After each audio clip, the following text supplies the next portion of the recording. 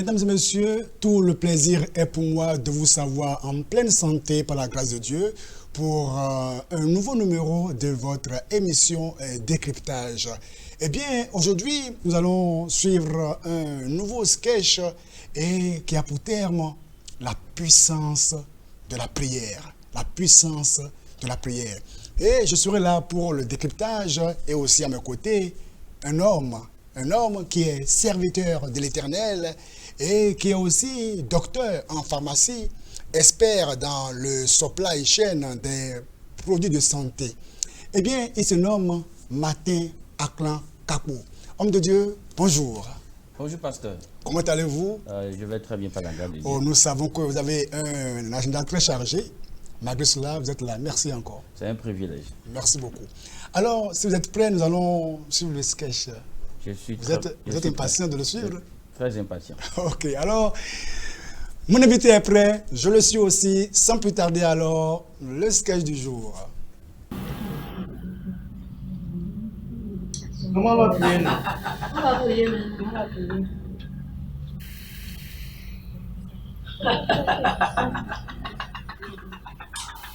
Ça, ma soeur. Oh.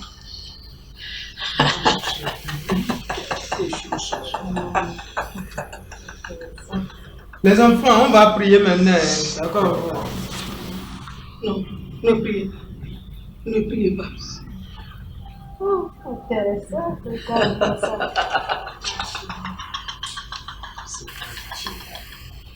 Les enfants, nous allons prier maintenant, hein? D'accord. Non, ne priez pas. Ne priez pas. Ne priez pas.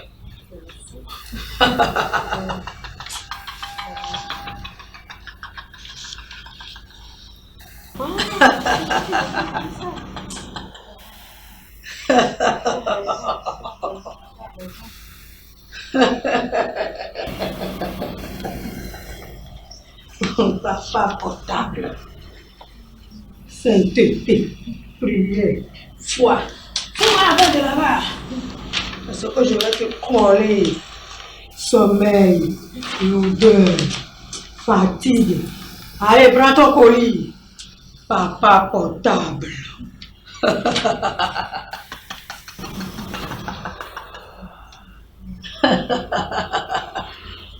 Maman portable. Sainteté, prière, foi. Soumission. Tu es là pour moi. Tu es là pour moi. Maman portable. Je te colle ceci. À partir de dorénavant, je te colle ceci. Ce que je te colle, c'est ton colis, ça. Allez, sommeil, lourdeur, fatigue, entêtement.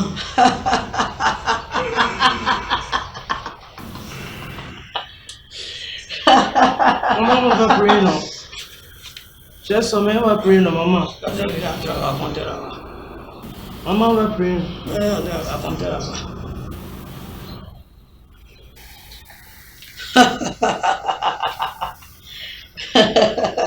Enfant de maman. Puissance. Respect.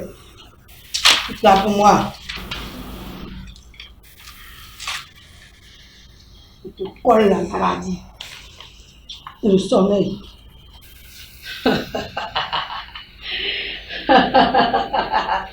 Showman.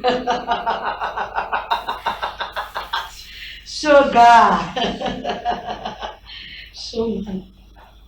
Quoi? Sainteté, obéissance. Toute la foi. Je te colle ceci. Échec, désobéissance, péché. Pas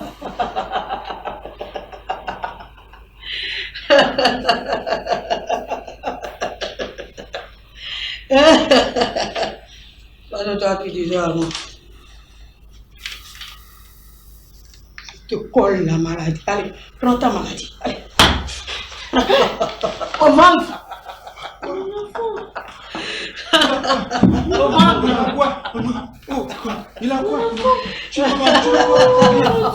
quoi? Oh, sauvez-moi, mon enfant. Tu es quoi? Oh, mon enfant. Ma chérie, va prendre tes 200 000 là, ton économie là. Et appelle le chauffeur, on ira à l'hôpital.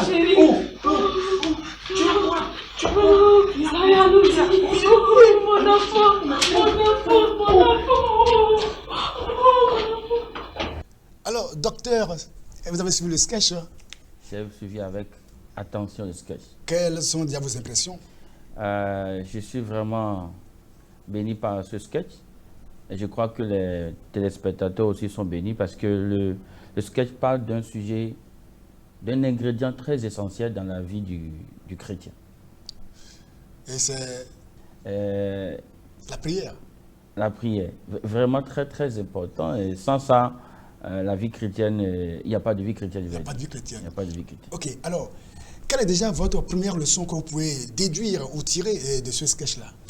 La première leçon que je déduis de ça, c'est que tout chrétien ou bien toute famille chrétienne doit veiller contre les distractions des derniers temps que nous traversons actuellement, surtout les distractions causées par la technologie. En l'occurrence, le téléphone portable. Nous avons vu dans le sketch comment le téléphone portable a empêché toute la famille de prier et a donné l'accès à l'ennemi dans leur vie. Ils ont été affligés. Donc nous devons vraiment veiller. Comme Jésus l'a dit, les apôtres aussi nous l'ont dit, de veiller. Jésus a dit dans Marc chapitre 13, le dernier verset dit, ce que je dis à tous, veillez. Nous avons besoin actuellement, dans les derniers temps que nous traversons, d'être plus vigilants. Effectivement, parce que moi je me rends compte que le diable, lui, ne dort pas. La parole déclare que l'ennemi rôde comme un lion rugissant, cherchant qui il va dévorer. Absolument. Et le diable, lui, eh bien, il actualise ses stratégies au jour le jour. Exactement. Ce n'est pas le diable qui a créé le téléphone portable, c'est Dieu qui est derrière toute création. Oui. Mais le diable fait quoi alors? Il cherche à s'en servir pour faire quoi? Pour vous envoyer dans le décor. Sinon, comment comprendre que toute une famille, eh bien la mère est là, le portable, le papa aussi est là, il est dans le portable. Surtout avec la connexion Internet aujourd'hui, eh bien on peut parcourir le monde entier. Exactement. Dans sa maison. Effectivement, c'est un gros danger. C'est vrai que ça nous donne plusieurs opportunités. Oui. On peut apprendre de la maison, on peut voir ses parents qui sont de loin. C'est une très grande opportunité que nous devons saisir, mais au même moment, nous ne devons pas oublier l'essentiel. Et il y en a qui ont rétrogradé juste par le téléphone portable. Il y en a qui ont chuté dans le péché. Il y en a, leur vie de prière a été détruite. Il y a des foyers qui ont été brisés juste à cause de quoi? Du téléphone portable, le mauvais usage alors de cet appareil-là. Vraiment, c'est quelque chose que nous avons besoin d'être vigilants. Savoir quand il faut le faire, quand il ne faut pas le faire. Et donner le temps à chaque chose. Sinon, nous risquons de... Parce que l'ennemi, il utilise ces choses. Dès que tu vas sur les réseaux sociaux, on sait que c'est ce que tu aimes souvent. Ils vont t'envoyer d'autres. Mais bien sûr. T'envoyer d'autres. Même si tu vas quand tu es dans YouTube, là, en train de suivre une vidéo, des gens t'envoient encore des vidéos similaires et on te fait voyager. Voilà. Alors, il y a encore d'autres vidéos encore similaires. Hein. Alors, on te propose ça et tu es en train de voyager et c'est facile. On ne voit plus le temps passer, l'heure passer. Exactement. On peut passer même des heures à regarder les choses, à surfer sur l'Internet. Oui. Et au même moment, ça a une perte de temps, c'est une perte d'argent parce que c'est la connexion qui est perdue. Et également, c'est une perte d'énergie. À la fin, on est fatigué. On n'a pas les exercices spirituels, on n'a même plus envie de faire. Ça veut dire que le feu de l'esprit en réalité s'éteint. En même temps, je pense, je ne sais pas, les téléspectateurs, les chrétiens l'ont expérimenté. Lorsque tu pries le matin, tu es chargé. Oui. Quand tu sors, et à un moment donné, tu ne comptes pas parler beaucoup, tu vas remarquer que la grâce va diminuer. On se met à te décharger. Voilà, c'est la même chose. Ici, tu ne parles pas, mais tu suis, tu ris, et l'ennemi te décharge. Te décharge jusqu'à si tu ne sais pas faire rapidement. Après t'avoir déchargé, il vient maintenant te proposer les tentations et tu risques de tomber dedans rapidement. Plus facilement, on va dans TikTok et là, on peut voir tout, on peut rire seul dans sa maison, et bien on rit, on n'en peut finir. Et puis même quand vient l'heure de prière, eh bien on ne peut plus prier parce que, regardez les parents qui sont accrochés, oui. Ne sachant pas que l'ennemi est sous leurs yeux, l'ennemi était là sous leurs yeux. Vraiment, ce n'est pas que parce que nous sommes chrétiens, que nous prions, que l'ennemi ne veut pas venir, non. La Bible déclare que le diable s'est présenté devant Dieu pour accuser les frères. Donc, Il ne faut pas dire que je suis à la maison, nous sommes des chrétiens seulement. Non, le diable rôde autour de nous. Nous devons être vigilants, veiller. Non seulement ça.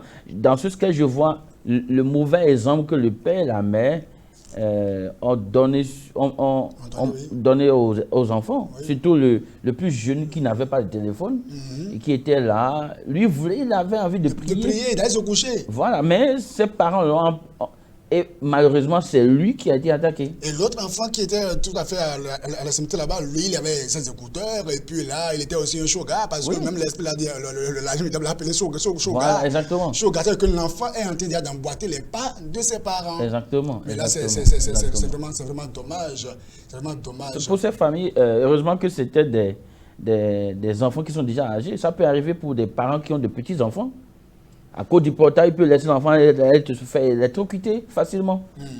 Alors qu'ils sont distraits, on ne sait pas où est l'enfant, ils sont ici, est-ce que l'enfant est sorti, on ne sait pas. Et ce qui me chagrine surtout, c'est surtout le fait que finalement on a vu qu'on est allé dépenser 200 000 francs en l'air. 200 000 francs en l'air. Alors que ça pouvait être gardé là. Pour des choses sérieuses. Vraiment. Alors, autre leçon que moi je peux tirer, hein, c'est que j'ai remarqué que lorsque le chrétien perd la vie de prière, il perd le caractère chrétien. Pour dire quoi? Parce que on a vu clairement que il avait les parents, il y en a qui étaient, d'abord presque tous, hein, il était écrit sur eux la sainteté, la foi, la prière et bien la vigilance, beaucoup de choses. Oui. Pour les enfants, et bien l'obéissance, c'est beaucoup de choses. Oui. Mais on a vu que lorsqu'ils ont arrêté la prière et que l'esprit est arrivé, la jeune dame est arrivée, il a d'abord fait quoi? Ôter ces choses-là, ôter la sainteté, oui. Ôter la prière, ôter, bref. Ils ont d'abord été comment? Désarmés. Exactement. Ils ont donc perdu quoi alors? La nature, parce que la sainteté, c'est la nature de Dieu. Oui. Et celui donc qui perd la nature de Dieu n'aura plus le goût pour la prière. Exactement. Puisqu'il a perdu la présence de Dieu. Donc, l'agent du diable, en venant les voir et en les désarmant, en ôtant la sainteté, tout ça, ils ont été comment? Ils ont été désarmés. Exactement. Quand nous voyons les âmes du chrétien, en dernière position, Paul parle de la prière. C'est la prière qui soutient les âmes, qui soutient les autres âmes. Sans la prière, vous n'avez pas de relation avec Dieu. C'est cette prière. Aussi, quand Dieu quitte, Dieu a dit aux enfants d'Israël, et vous saurez ce que c'est que d'être privé de ma présence. Et quand ils ont été privés de la présence de Dieu, c'est bienvenue les dégâts. Ils ne peuvent plus marcher comme Dieu demande de marcher.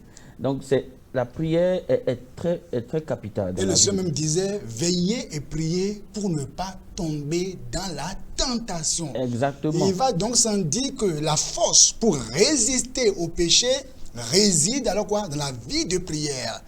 Le chrétien qui ne prie pas, il va succomber au péché. On ne peut pas discuter de ça. Et si non tu seulement ne pries pas, tu vas tomber. Pas seulement le péché, hein. Il va que même celui qui ne prie plus, cette personne-là, eh bien, elle est dans les inquiétudes, les lamentations, les plaintes. Il n'y aura pas la joie même. Il y a même plus la joie. Si la prière n'était pas importante, regardons la vie de Jésus. Il est Dieu lui-même. Et il prie. Il se lève très tôt le matin et prie. Quand il avait multiplié le pain, il avait dit aux disciples de partir, mais il a passé toute la nuit à prier. Pour choisir les disciples, il a passé toute la nuit à prier. Avant d'aller à la croix, il a prié. La prière est très importante. Celui qui néglige la prière, il va tout perdre. Et Satan, sachant cela, veut alors donc quoi? Ôter de nos vies la prière. Et voilà quoi, j'ai fait un constat, c'est facile d'être sur les réseaux sociaux, rester là pendant des heures, mais quand vient l'heure de la prière, eh bien, à peine 30 secondes de prière, l'eau dort là-bas. C'est extraordinaire. Parce qu'il y a aussi, nous ne devons pas l'ignorer, nous sommes nés de nouveau, mais la chair est toujours là, elle réclame des choses. C'est quoi Paul dit dans Romains chapitre 6, il dit n'obéissez pas aux convoitises de la chair. La chair va toujours réclamer. Mais c'est à nous de dominer cette chair en priant, en passant du temps dans la prière, et Dieu nous donne la grâce pour pouvoir maintenant veiller dans la vie. Ça me rappelle également l'histoire de Daniel. Daniel, ils ont tout cherché, ils ont cherché dans toutes ses habitudes ce qu'il faut pour l'accuser. Mais ils n'ont rien trouvé. Mais ils ont découvert que c'est parce que cet homme priait. Et là, ils ont dit, arrêtons-le, il ne faut plus qu'il prie.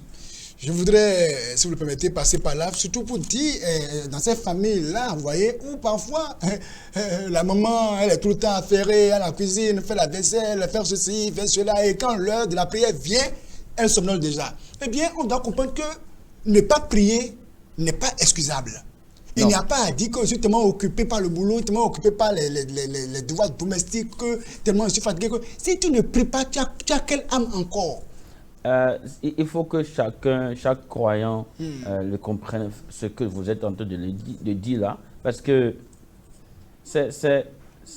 si tu ne pries pas, tu n'as rien. Tu n'as rien, tu es mort spirituellement.